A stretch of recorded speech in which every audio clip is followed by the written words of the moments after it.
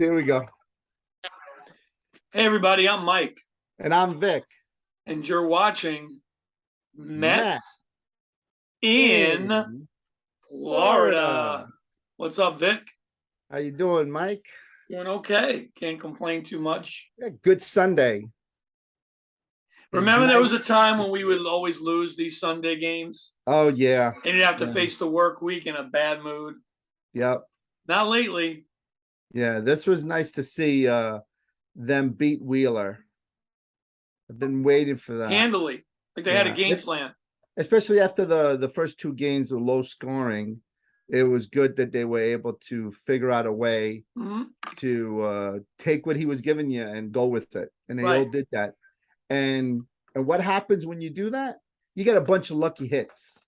Oh yeah, we're so Right, lucky Philly with fans, these soft contact hits, right, man. Brave fans, right, Brave announcers, right, Philly announcers. We're just a bunch of lucky guys. We're very lucky, yeah. Yeah, the baseball gods have decided to finally bestow their blessings upon us.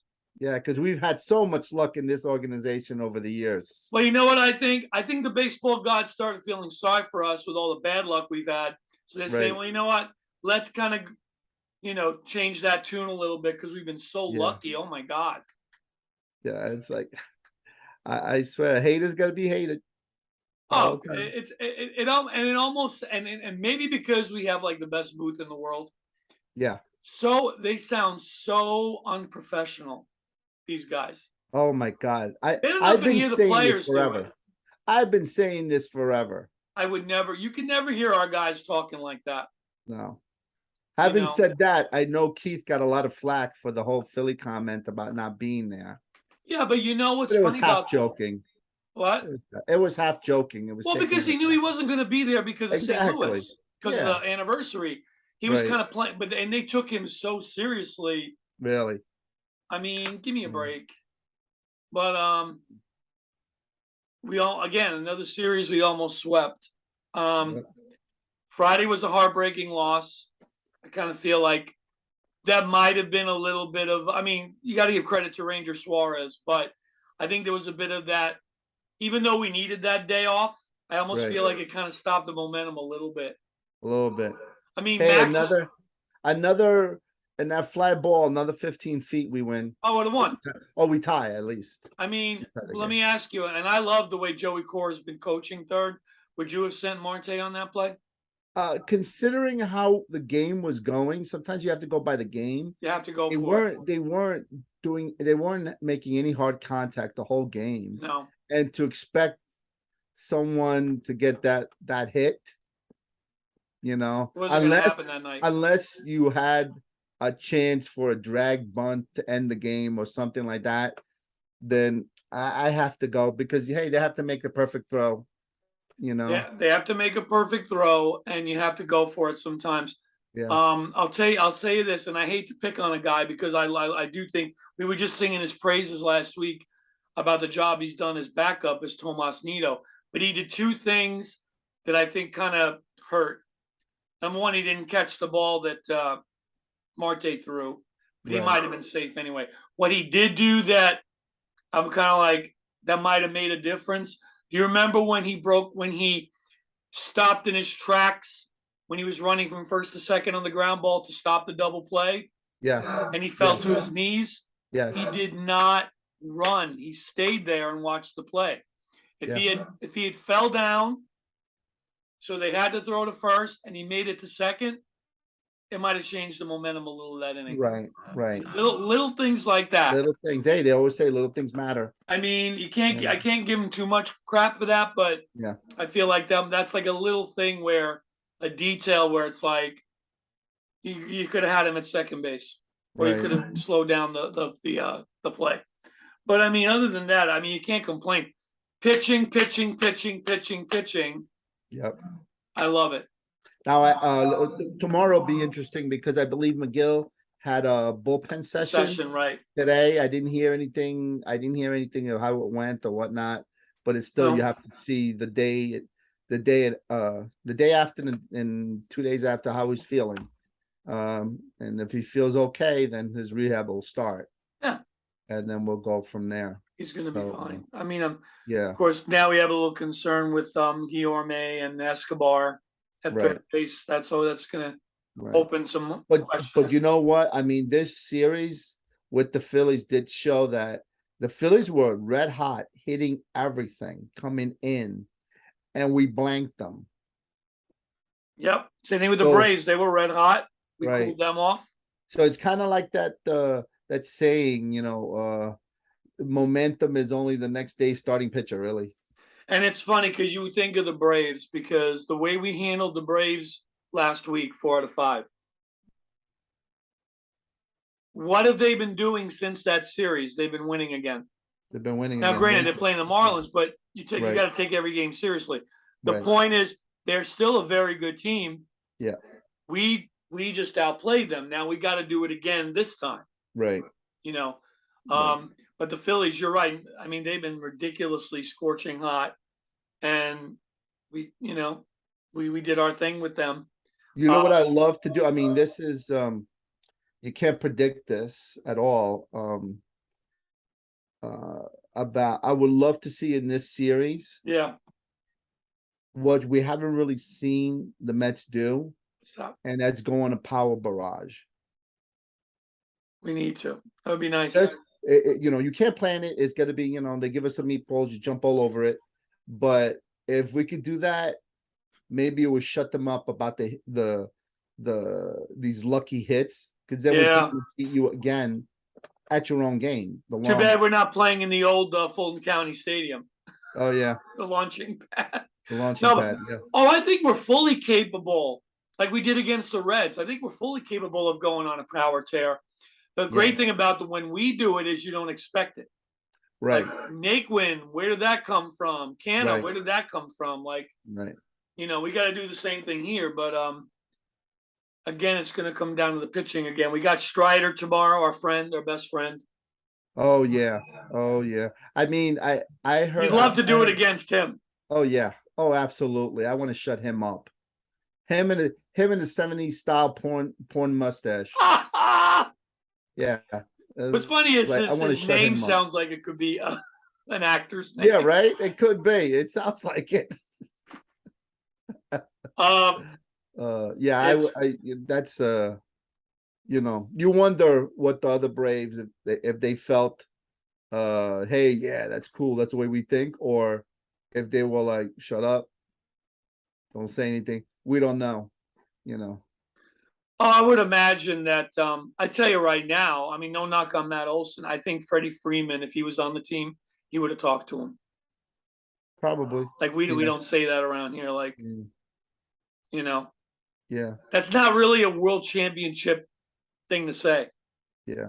I just want to hand his ass to him. That's really what I want. I know. And I saw an interview with Vogie. And isn't it great? He said maybe they're not good. He's great. He's fantastic. I love his interviews. I mean, I don't know if they would say this in public, but they said that it really wasn't any of this bulletin board, we're gonna get him. At least that's what they're saying publicly. I'm sure they have their little thing.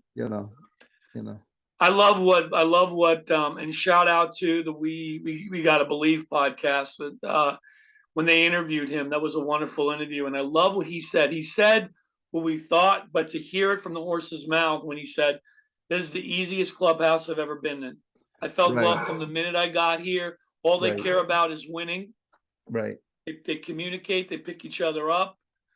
And he said, it's been great. So, I mean, when you hear that, it's like, you feel good. Yeah, it's really good. It's really good to see. It's not just an act; it's legitimately sincere. Right. But I think seeing these last 3 games, it's just giving us more experience for playoff atmosphere. Yeah. And when you get into the playoffs, it's how we right now we're having these games, it's like every game counts. Mm-hmm. And but when it gets to the playoffs, it's like every at bat means something. It's just magnified, but just good. I mean, we've been in a lot of weird situations this year against really, really good teams and come up, so And it's funny because, like, you look at that first game, Max was giving up a lot of dinkers and dunkers, and he still did great around that.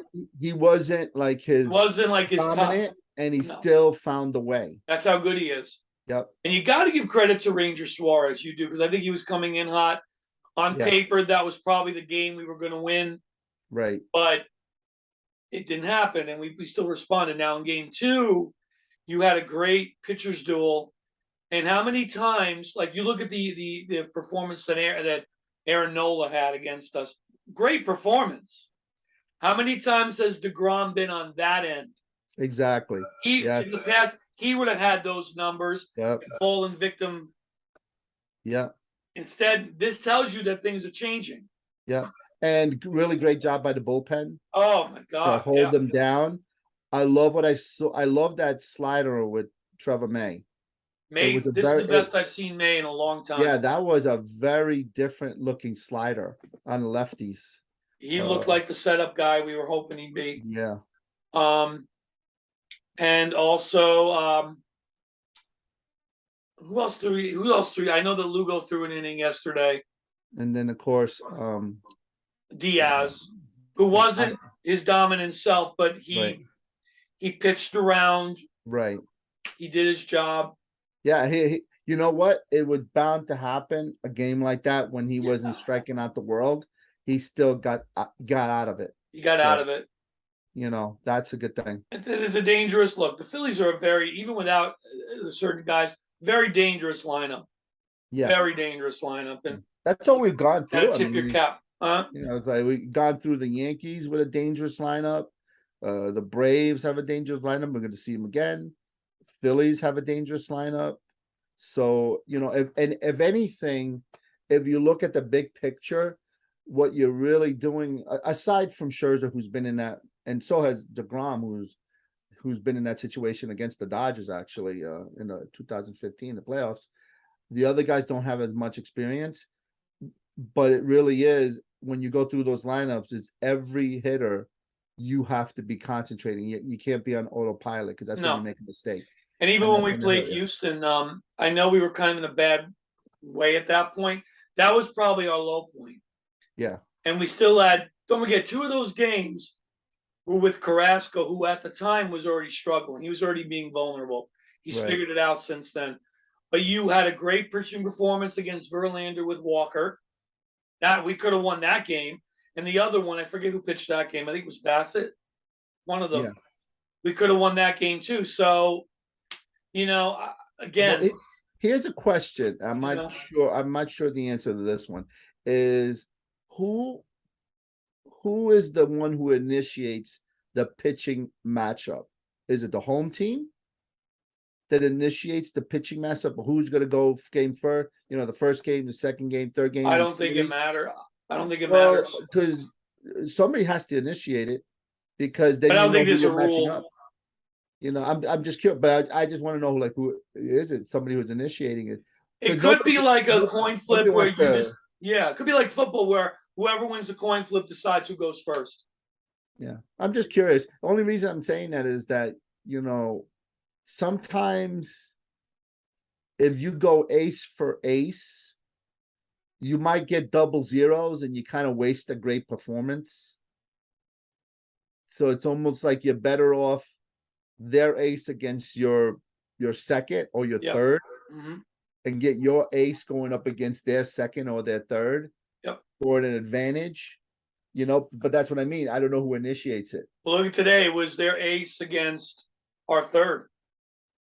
Right. And our third pitched like an ace. It's like, exactly. Well, the numbers have been phenomenal with the starting pitching staff. Can I say this? Every day I get to learn more about Chris Bassett, the more I like the guy. Yeah. He's such a cool dude, stand-up guy. He's got that 86 mindset. Yeah. But he takes accountability. I mean, he's, and he's humble too. Like, he'll tell you when he's not, right. He's a perfect fit in the staff. Absolutely. But the pitching's been unbelievable. I mean, this pitching staff is really, That's what's amazing. Everyone's talking about the big two, Jake, Max, Jake. And yes. Yeah. But when you got the other three, people forget about them. It's like you're forgetting. You could do a 3-game series with these guys and you'd be fine. You know what? I wish I was a fly on the wall to hear what Jake and Scherzer were talking about in the dugout. I know it was a little heated up.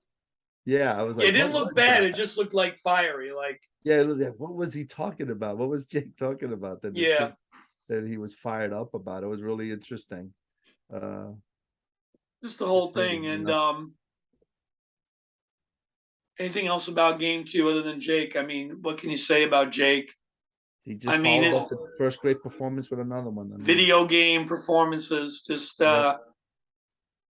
you know, and I'm getting I'm going to say this too. I'm getting really tired of people who still want to look. I understand people don't want to get hurt and they don't want to get their hopes up because of all the PSD that we have. Mm-hmm. But I'm getting tired of people saying he's going to leave. He wants to leave. I'm like, dude, are you not paying attention? Yeah. He's not saying he wants to leave. He wants to get paid like the best. Like you or me, you want to raise. Yeah, that's it.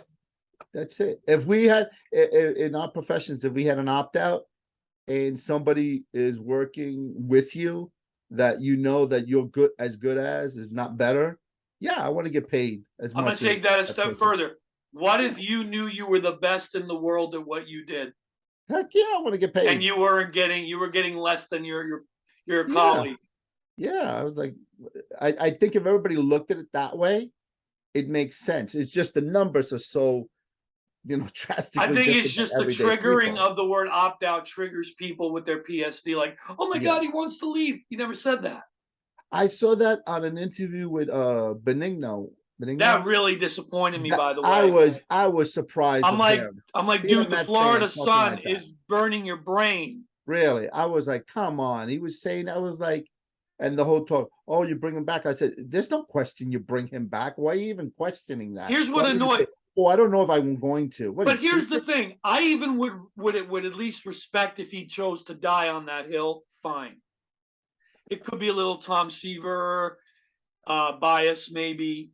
Who knows? Maybe he just doesn't want to get hurt. I get it. Here's where he lost me. Who does he want to bring in? Judge. So you're basically replacing one guy who you're afraid of because of injuries with another guy who's, and not only that, but a guy that plays every day who's got a better chance of getting hurt. Right. I'm like, I know that didn't make no sense when he said that. I went, really? If you said save that money for Ohtani or Soto or whatever, fine. Yeah. But when you say Aaron Judge, you just, and no disrespect, but you lost me. You lost me. Like, yeah, it's true. It's like, come on. Have you lost your mind? Yeah. If injuries are your argument, then you lost your mind. Right. It's true. I was like, that made no sense when he said that. I was like, come on. And another thing, I know there's a part of us that would like to stick it to the Yankees. There's also that part of me that goes, can we just get our own guy? Yeah. Not a guy that's worn that uniform. Oh, we're getting sloppy seconds. Like, come on, dude. Yeah. Because it's like, I mean, he's a great player. Don't get me wrong. I mean, yeah, it was like, it would be great to see them back to back. But, I think I mentioned this before when everybody was going crazy about Soto, and I was too. But the more I've thought about it, what would be great is we develop our own Soto. Well, like I told you before, we did develop our own Soto. He just happens to be a pitcher. Right. And that's Jake. Yeah. You could argue Alonso is going to be the power hitting version of that, maybe. But yeah, you never know. With the kids we have in the minors, I'm thinking far down as Alex Ramirez. He might be that guy. Yeah. You don't know.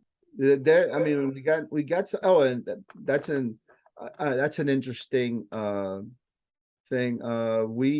They started to have their debuts in the minors. This draft class. Yes. I've been following that. So far, so good. They started off very well. I'm very encouraged by what I was reading. And some of the last year's draftees have been very, pleasant surprises. We do have a lot of sleepers. We do down there. I got to give us credit for that. and I'm not sure who rated the system. I saw it somewhere. I'm not sure if it was MLB, which we're in the top 5 now, right? They put us in the top 5. Yeah.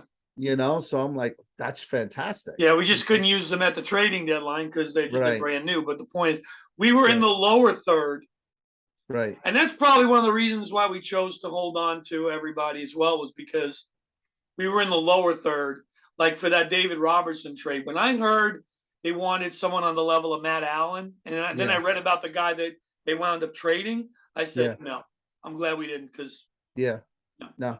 I want to keep developing our guys. I want to see what we got. And even Sandy said recently, he said, we made that mistake with Pete Crow Armstrong. He was hurt and we traded him. We're not going to do that with Matt Allen.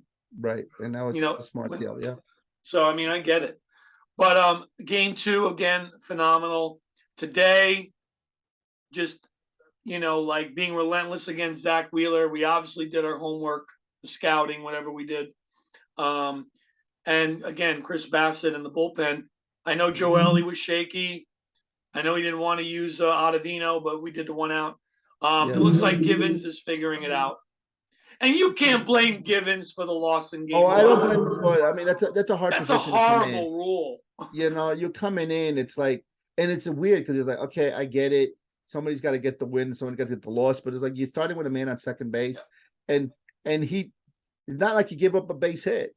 No. Now here's a stupid question. I believe I know the answer, but I'm gonna ask anyway.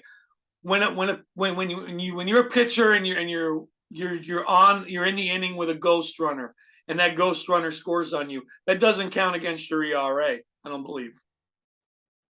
I don't know. I don't know how the rule is now. It shouldn't. It has to be charged against someone. Yeah. It can't be the pitcher before because they already had the. I guess you could argue that he should have kept him there. I mean, but still. Yeah. I mean, the hits that they got off of him to score that run weren't even that. They just did enough to bring the guy in, but that's the frustrating part. Luckily, we won't have that in the playoffs. No ghost runner in the playoffs. Oh, okay. That's good. That would be. I believe that's true. Yeah. Okay. So that works. Okay. But I think if it's tied after 15 innings, they're going to do a home run derby. No, yeah, right. I said, okay, we're in a good position there with Pete. I'd take it any day of the week. See, that's the funny thing. Can I say this? Yes, we're not known to be our knock is we're not a home run hitting team. But we have like the best home run hitter in the game. So it kind of balances out. Yeah. Yeah. How many home runs he's got now? Is it 28 or 29? 29, I want to say. 29, because I think they were saying that if he hit a home run today, it would have been 30 and 100 because he had 2 men in scoring position. If he hit a 3-run homer, it would have been 30 and 100. So it has to be 29. But I wasn't sure if that was a mistake. I'm going to confirm that just to make sure. But yeah, again, they're making it happen either way. And I'm liking the way that Buck is managing the bullpen. I think he's really trying to stay away from the big guys. Like no Diaz today, no Lugo today, no May. Like he's saving it, which I think is great. So now we are dealing with, we should know more about it come Monday about Guillorme. That's what I'm a little concerned about. About the extent and what we do from this point on if he goes on. And that leads us into our next video that we'll be making that we're going to touch base on one particular person that we have in mind that could solve this problem, at least in the short term, and give us a glimpse of the future. Yes, I think that. If you like this kind of content and you want to get some more of it, like and subscribe. Yes. Subscription always free. Yes. That video will be coming up shortly. Yes, it will, because it seems like the baseball gods are trying to point us in a certain direction. Yes, exactly. Yeah, exactly. So it is funny how that happens, but we wish Guillorme well because I think he is going to be a big. Put it this way, I think Guillorme. I can't see us in the playoffs. I don't envision a playoff scenario where he's not in the. Yeah. He's got to be part of it. I mean, he's got to be part of that team. Yeah, he's got to be part of it. Yes, he And brings a lot to the table still. And the funny thing that what they've been showing with Escobar, which side of the plate he's hitting from? Well, like today, normally he hit on the right side against the lefty, but because of his injury, he's staying left. Right, and that's the problem. Okay? Remember Reyes did that for a little while? Yeah, it's like that's the problem. He's batting from his weaker side. Yeah. I don't know what it is. I don't know if his bat is slower from the left. Well, the injury, I think he doesn't want to risk. Well, I'm just talking in general with his production. He just looks like a stronger in general, yeah.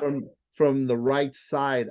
They had shown some video about his bat path to the ball.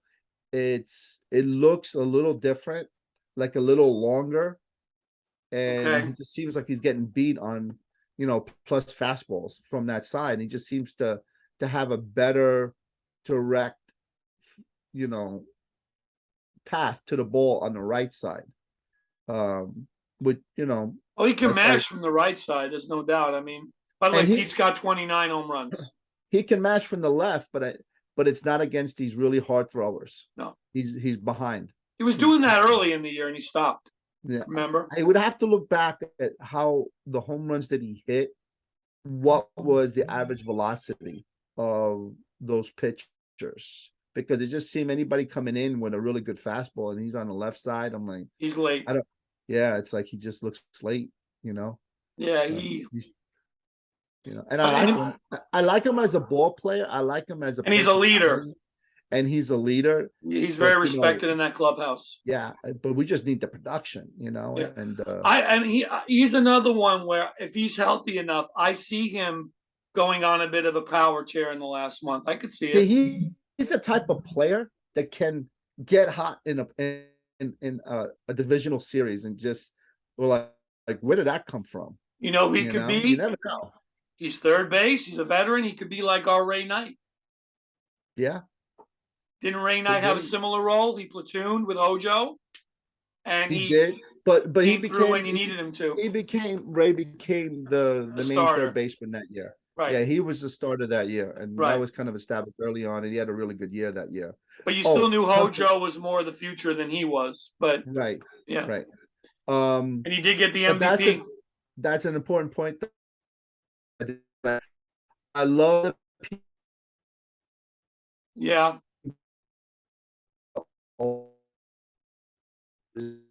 this day. I seen the roster again.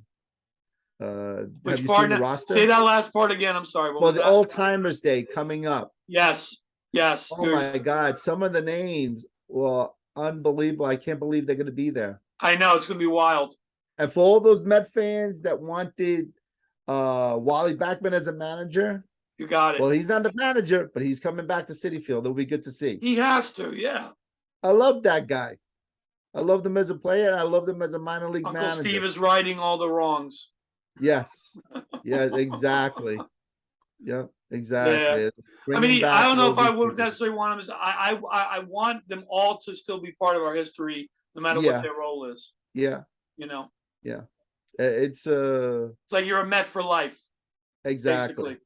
Exactly. And I'm loving that they're bringing everybody back that has had history in one sense or another, even if it wasn't on a championship team. Well, I love what Dwight Gooden said. Remember when they did a little montage video for Keith about congratulating him on the number retired? Dwight Gooden said, once you win a World Series with somebody, you're their teammate for life. Your teammates for life. Right. It's that fraternity, that brotherhood. Yep. No matter one other thing before we call it a night. Props to the Mets for the highlight video of Thor. They didn't have to do that, especially a guy who shut off his mouth after he was leaving and why he left.